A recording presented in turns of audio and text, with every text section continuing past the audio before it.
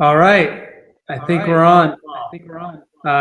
Welcome everyone to episode number, is that right? 4 of Inside the Junior Reign, where we give you an inside look on what goes into delivering on our mission to train and transform our youth for a better future. I am your host and club president, Ben Frank, and with me, as always, I have our Chief of Hockey Operations, Paul Esdale. Paul, say hello to everyone. Hey guys, how are you doing today? And today we're talking about practice. We're talking about practice today, and the importance of it, and how things might be different with a youth sports program versus professional practices, and what that looks like. But before we get into that, as always, if you could please, we're experimenting today with a new platform here. We apologize to everyone we didn't get on Monday's show at 2:00 because of the fires on the freeway. I actually got stuck on the road for about 3 hours. I couldn't make it in on time, so we're experimenting with this new platform over the computers today to make sure we get our weekly show in. While you're watching, whether it is live or on the replay, if you could please give us a thumbs up, hello, let us know you're watching, even if whether you have questions or not. We love the interaction. We really appreciate that. And again, whether you're watching live or on the replay, go in, ask us your questions, give us your comments and feedback. If it's live on the show, we'll try to answer them right here live on the show. If it's during the replay, I'll come back and make sure we answer your questions in the comments or on our next show. And again, we really appreciate the interaction that we've had so far with everyone. And if you really like what you hear and you think you might have others, friends and things on Facebook, please share the episode, like and share the episode. We really appreciate it. It's been getting to almost a couple thousand people each week, which is awesome. It's exciting for us. And we love what we do, and we love that you guys help us spread the message and interact and share us with your questions. So with that being said, let's dive into the show. And Paul, why is practice such a big deal for us at the Junior Reign? Well, great question. I think anything you acquire skill, you need to have practice to improve. I think that's number one. If you learn to get better at something, you have to do it. I wish I had learned up and was an NHL player or an American Hockey League player, but that's just not the case. So I think that's why it's so critical, is that for people to reach their genetic potential, like we talk about genetic potential, if they have the passion and perseverance to do that, they need to put in the work to get better at something, whether it's in hockey or in life and business or whatever you're doing. I think the actual grind and the process is what you get. You put in, you'll get the result that you are striving for. Yeah. So obviously in the professional game, right? There's the results of what people are looking, what people are evaluating, what people are watching is the games every week. Not many people go and watch the practices and are using the practice as a measure of the success of the coach or of the success of the players of the program. It's all driven on those results on the game that weekend. How specifically, so I think a lot of times we see that people might evaluate, that's how they think sports are evaluated. And they're thinking about the games in the youth hockey environment, as well as how we're actually measuring things and measuring the growth of the players, measuring the success, of the team and the players by those games in the weekend. And so how is that different specifically from the pro entertainment model? Yeah, a couple of points is that at the pro level, you're looking at a finished product of the players. They're still evolving and growing, right? But they're at a way higher level and more of a finished product than a youth player. So that's number one, because they're not measurable together. They're two completely different entities. So when you have a player that's 25, 26, 28 years old, I think 27 or 28 is their peak at their ability. They're a finished product. And the pro level, they are practicing completely different because of how the schedule and the league is set up and how they measure success, right? They're measuring success on wins and losses. So a lot of the practicing is, you're not even seeing a lot of the practice. because they don't, for one, they're not doing a lot of on ice practice because of the schedule, but in the dressing room, off the ice, team meetings, individual meetings, that's practice for them. And when they get on the ice, a lot of it's maintenance, right? It's just kind of going through the motions, getting a feel of things, maybe running some power play, but a lot of it's maintenance. And on the flip side, the other side, youth hockey, it should be the complete opposite, right? We're working with kids from 6 years old to 18 years old, which is it's not a finished product, not just as a player, but as a person as well. So kids are discovering not just what type of player they're going to be, but actually who they're going to be as a person. And there's a lot of variables, and that's the risk of just measuring a youth player or a youth team by the scoreboard it's just not an accurate measure of success. It's one measurement, but there's a lot of measurements that you should go into that to see what success are gaining. Paul, I think we're having some technical difficulties here. This part that you're talking is coming through really scrambled. I wonder if we can reset your. Okay. How's your internet looking there? Looks good. There we go. Yeah, Ben, you were going off and on too, but I kept working through it. Okay.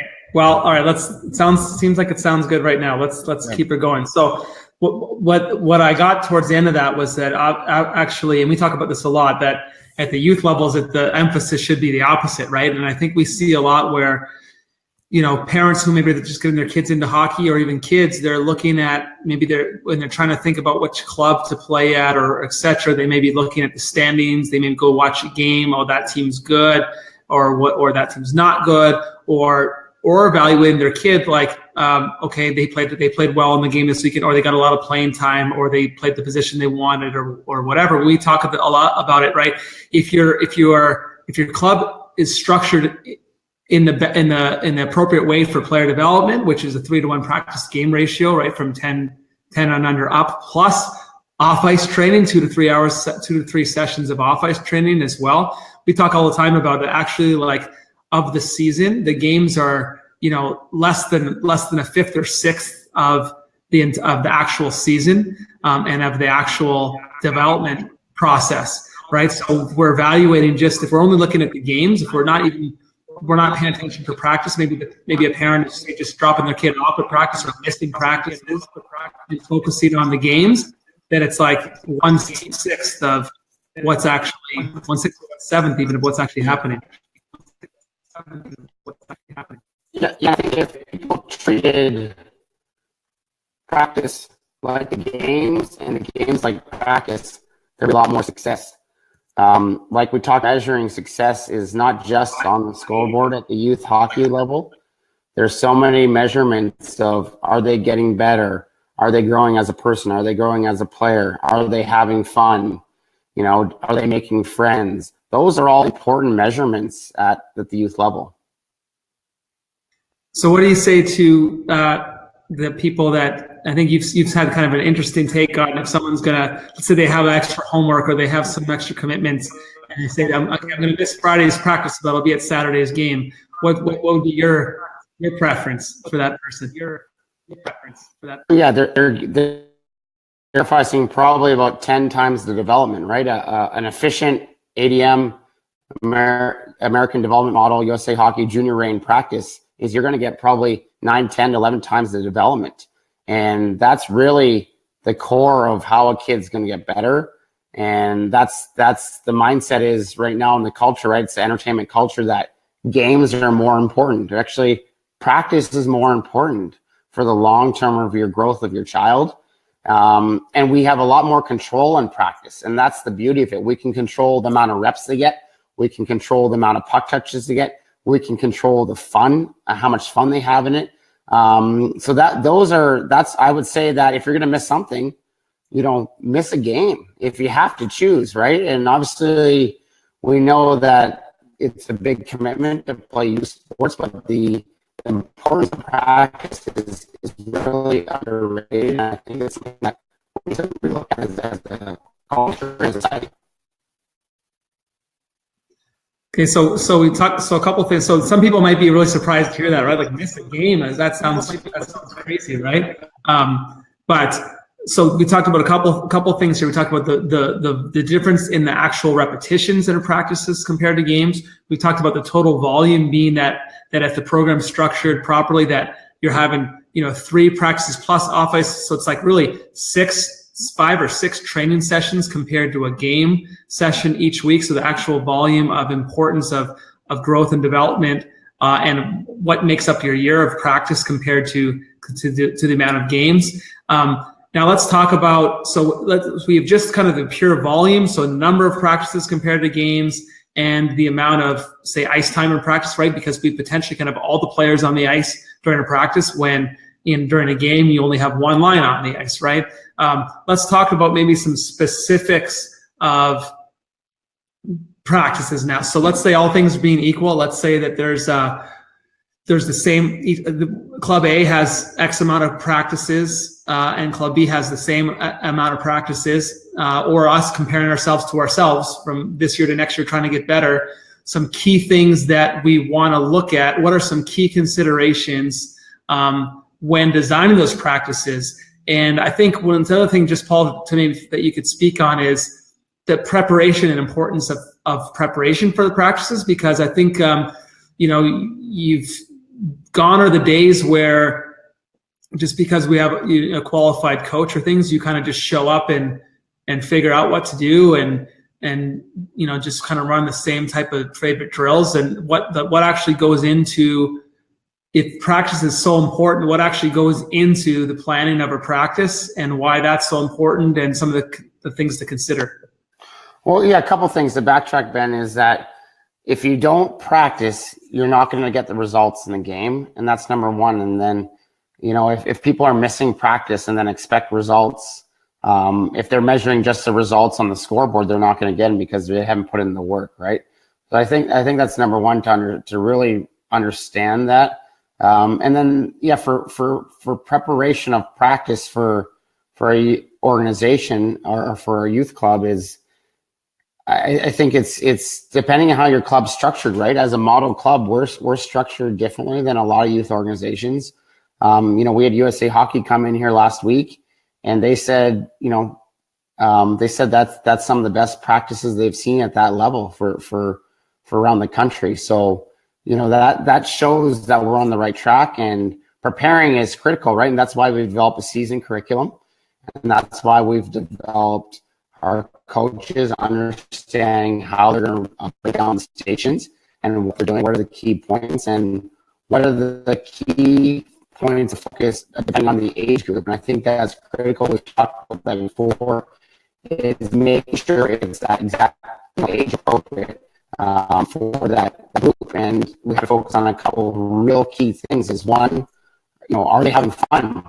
That's number one. Even at the older ages, they have to be having fun. They have to want to come to practice, because if they don't come to practice, then you've already lost, right? So it has to be fun. They have to come to the rink. They have to beg mom to bring them to practice. So that's number one. It's got to be fun. It's got to want to keep coming back for more, and that passion, right? So I think that's critical. Number two, it's got to be relatable. It's got to relate to the game of hockey or some key element or skill that can. So it can't just be some sort of all block practice where they just skate around a cone for 60 minutes, right? Is there room for some technical skill improvement? Sure.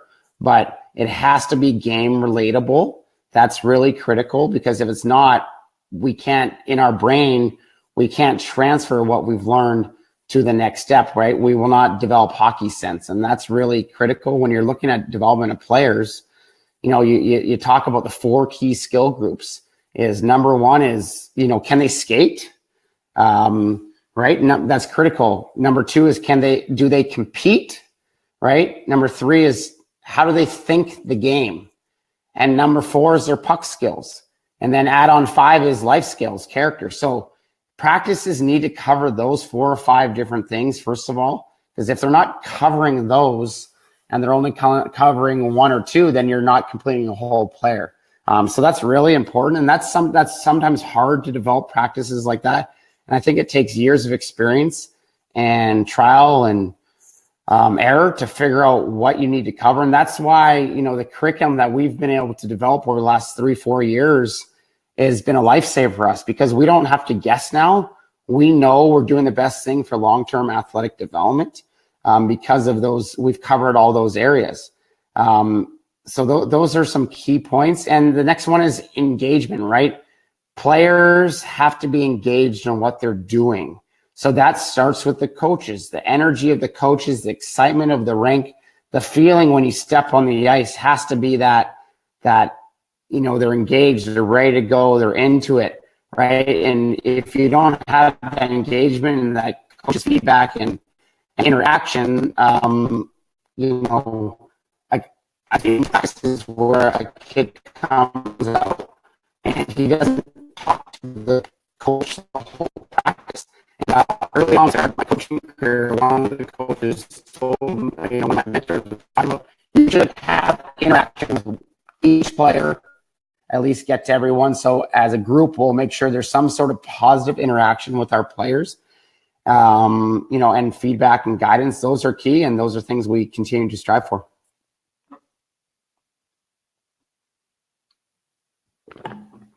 Sorry, I was on mute there. Awesome, Paul. You mentioned some key things there. I want to dive into some of them a little bit. So I think a lot of people don't realize you sit down, you're trying to design practices for a year.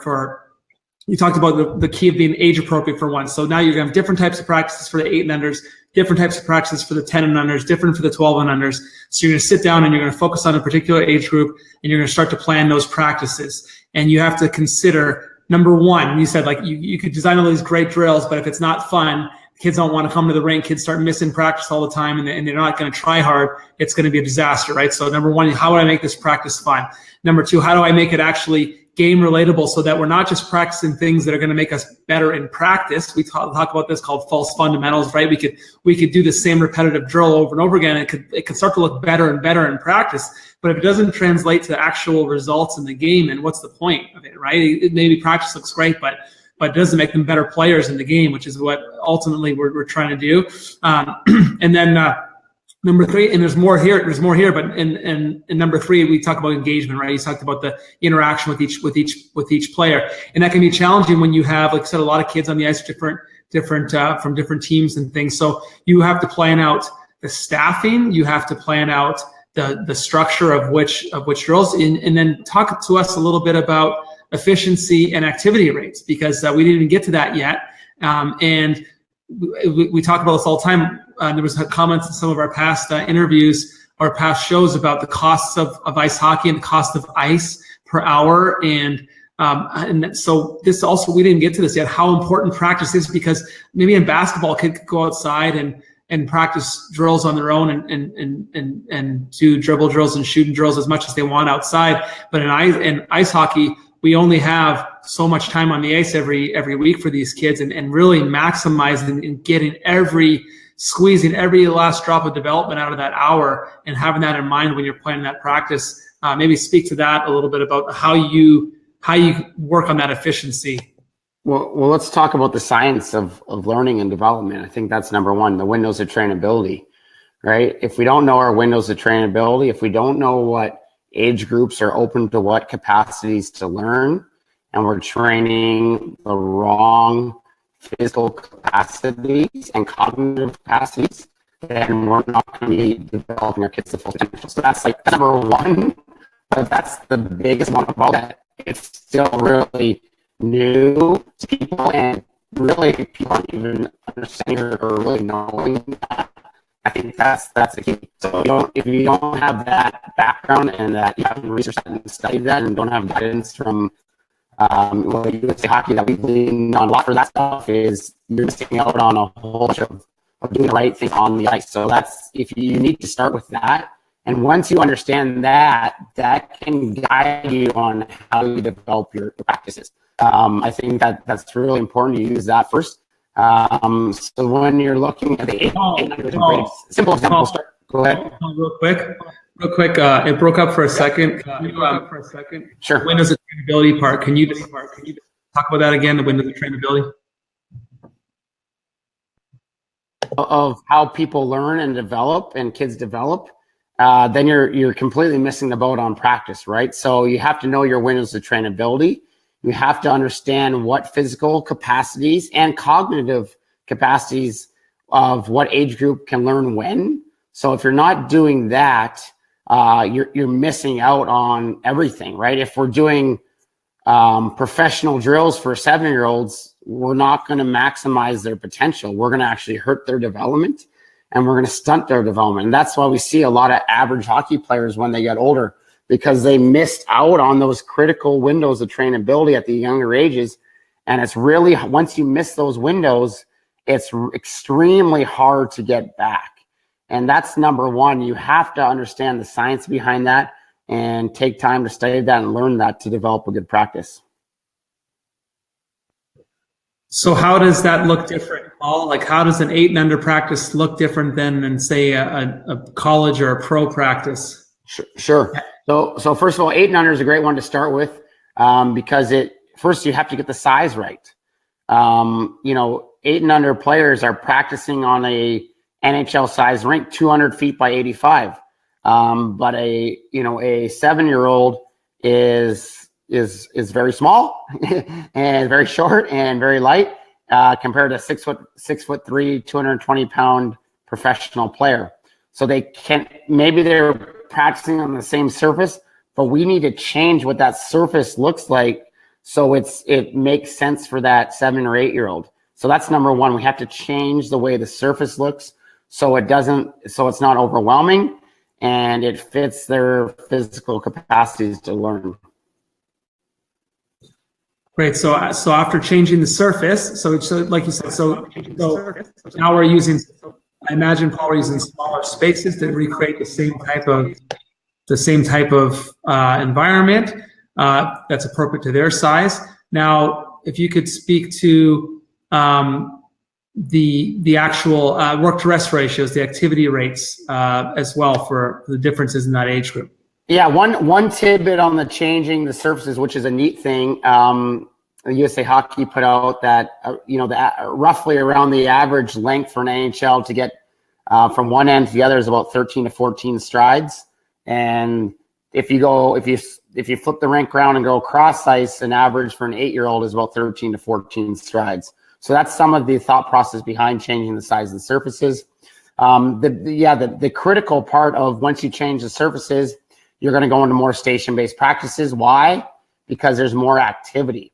So why is activity important? I think that's like, before we just say, well, you got to do this, activity is important because that's how people learn. They don't learn by standing still. They don't learn by me telling them what to do at that age. So if we're talking about 8 and under, they aren't able at that age to retain a lot of the information I'm telling them. I could tell them the world about hockey and this, do that. A lot of it's not being retained at that age group right now. As they go older, there'll be more to be retained. And the activity level is critical because if they're standing still, not moving, that they won't be developing. Think about it this way: as you're anything you want to learn is how do you get better at it? You try, you fail, you get up and do it again. Same thing with an 8-year-old hockey practice. If they're not moving around and trying to skate, trying to handle the puck, shooting, stick handling, passing, playing different types of games, then they won't be getting better, right? So activity is critical, the doing part, right? And the famous example is you can sit in the backseat of your car for 16 years, right? And watch him drive and put him and then look behind the wheel at 16. I'm not going to drive the car, right? Because I actually have to try to drive the car. Same kind of doing as high out of a 16-minute practice. We're looking at probably, hopefully, 50 to 55 minutes of activity for an 8 and under player. That's a lot of activity. That's a lot of movement. But at that age, their bodies can handle that. They can go. So they don't need a lot of rest. So the worst work to rest ratio is they're going all the time. As they move up in older ages, that's when the body needs more time to recover. And that's when you get into some of those 2-to-1 to 3-to-1 work to rest ratios. So it changes as they get older. Thanks, Paul. And Yeah, I think I think you had a great example that I think got cut off a little bit. We said kids learn by doing, right? Kids learn by doing, not by watching, not by being told what to do. You give the example of you could have a kid who dad, mom drives you around, right, for 12, 13, 14, 15, 16 years. You wouldn't just put him in the driver's seat and say, okay, go drive now. You've watched me drive a lot. You've heard me talk about it a lot. You have to actually do it. You have to feel the car. You have to practice actually doing it. It's the same thing with kids. And you talked about, you're back to the activity rates. You said with an 8U practice, you want as close to the hour as possible of activity. So 50, 55 minutes of actual movement and actual doing and practice and repetitions. So that comes back to understanding, right, the science of the age group, right? So yeah, Paul's got the activity tracker. I'll talk about that in a minute here. But actually understanding that, hey, those kids don't need to rest in between the reps. We actually want them going the whole time. But as we've seen with the 8 and under practice, if you give them too much rest time, they end up just getting disengaged or getting into trouble or whatever, right? Doing something. So we want them going, want them playing and engaged the entire time, and understanding that now you have older kids that they do need some rest to recover, to go full out and to be fully engaged. And so the practices are going to look completely different from an age group where the science tells us that they don't, it's 1-to-0 work to rest ratio. And then as it gets up to 1-to-1 and 2-to-1, those types of things. So, a great thing that Paul just shared there is a great way to do this. There's USA Hockey has the activity tracker. You can get it right on the mobile coach app, or you can get it off of the website, admkids.com.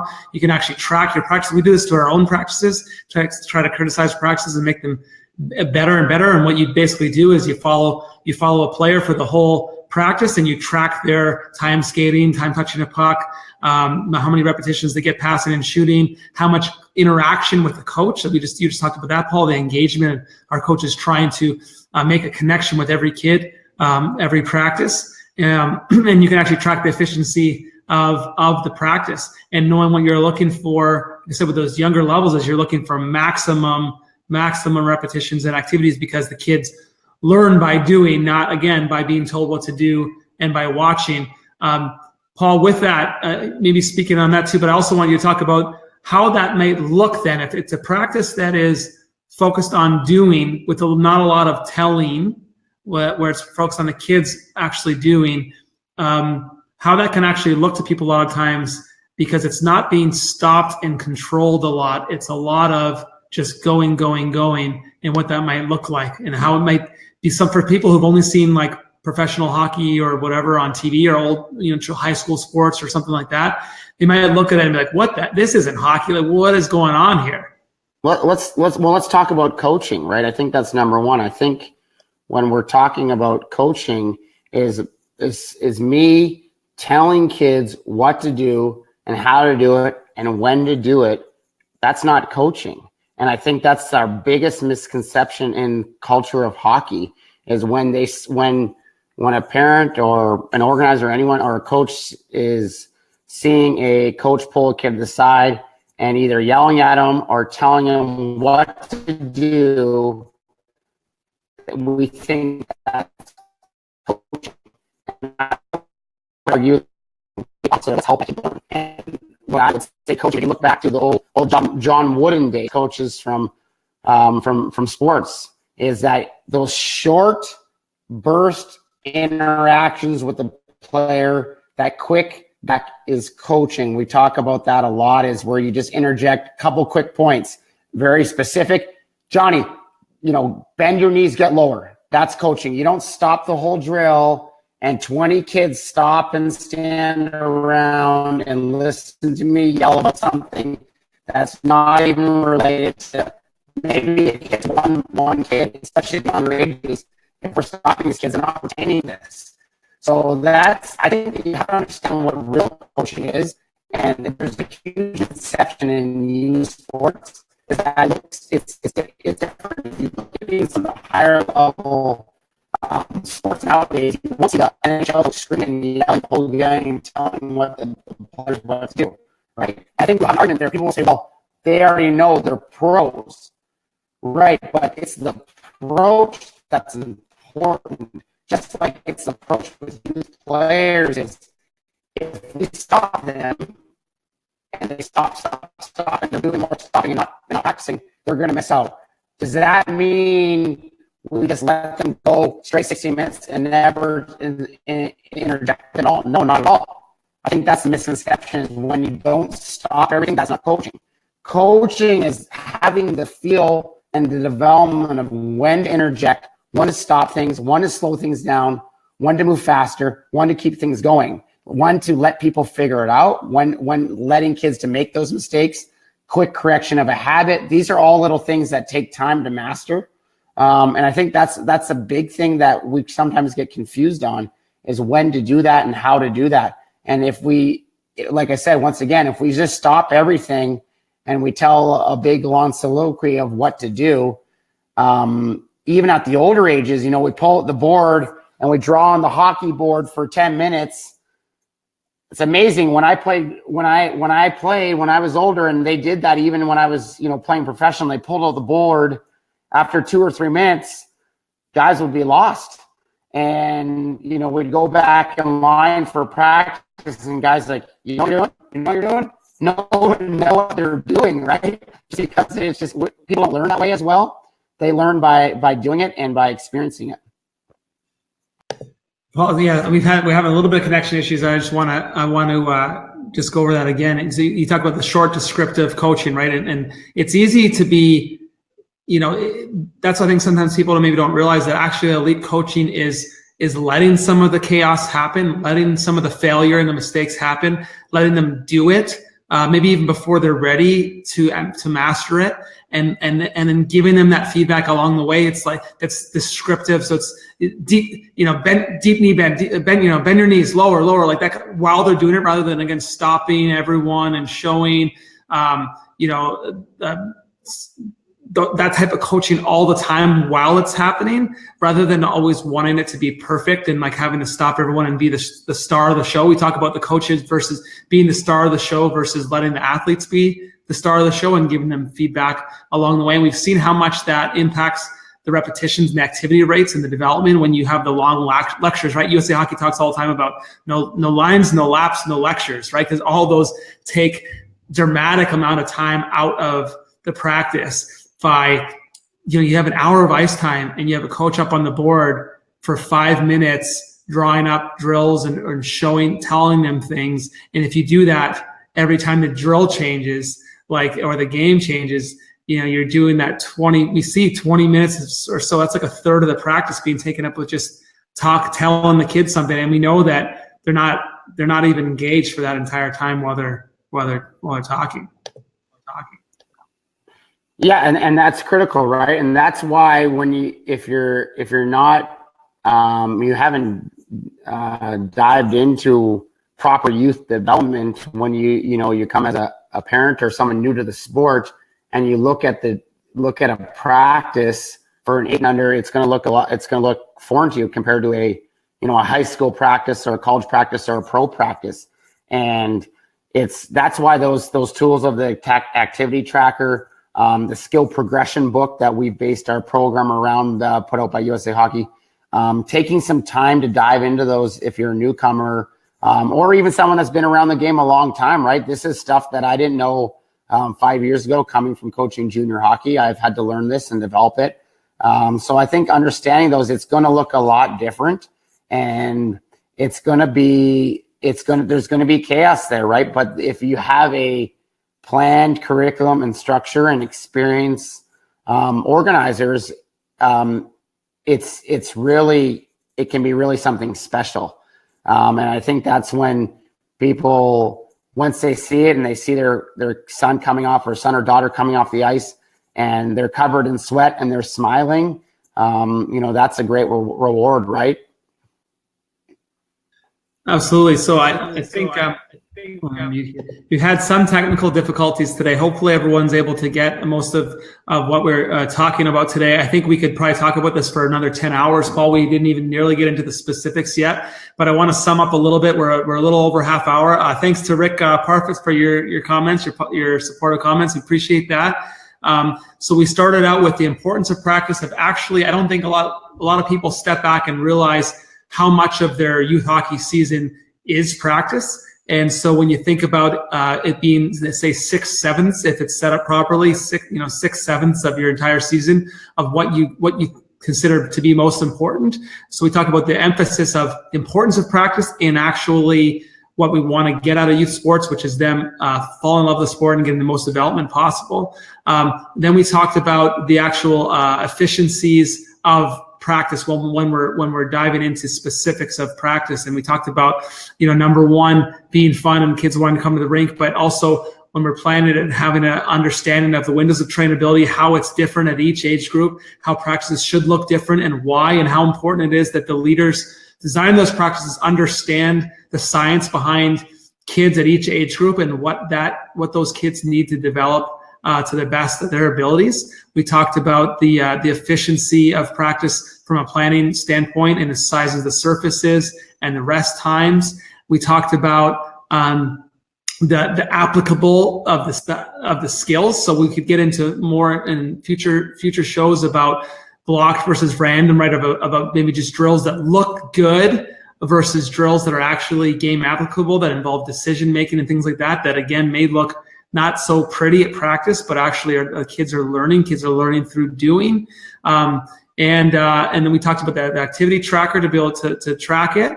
And we talked about the coaching part of it, the engagement of the coaches with the kids and making the kids and the athletes the star of the show, and not stopping things for long lectures and making the coach the focal point, but actually making the athletes the focal point and giving them feedback and guidance along the way, short descriptive nudges while they're doing, to not take away and stop the practice from them learning through doing and focusing on that learning through doing and in a well-designed age-appropriate practice. Paul, that's a lot of stuff. And like I said, we didn't even go deep into much of it or go into some of the specific age groups like we'd like to. Anything to add to that summary before we wrap up? Well, I think it just shows you, right? There's a lot to learn, and there's a lot that for us too that we can improve on. But I think there's a lot of information out there that we all need to spend time and discover, and to make sure we put our youth players in the right position to succeed. Awesome. Thanks, Paul. Well, thanks everyone for joining us while we experiment with the new technology. We did have a few hiccups. Hopefully you heard most of it okay. We should be back on with our live shows next week in person at Riverside Icetown. And as always, we really appreciate you watching. Give us a thumbs up. Let us know that you're watching.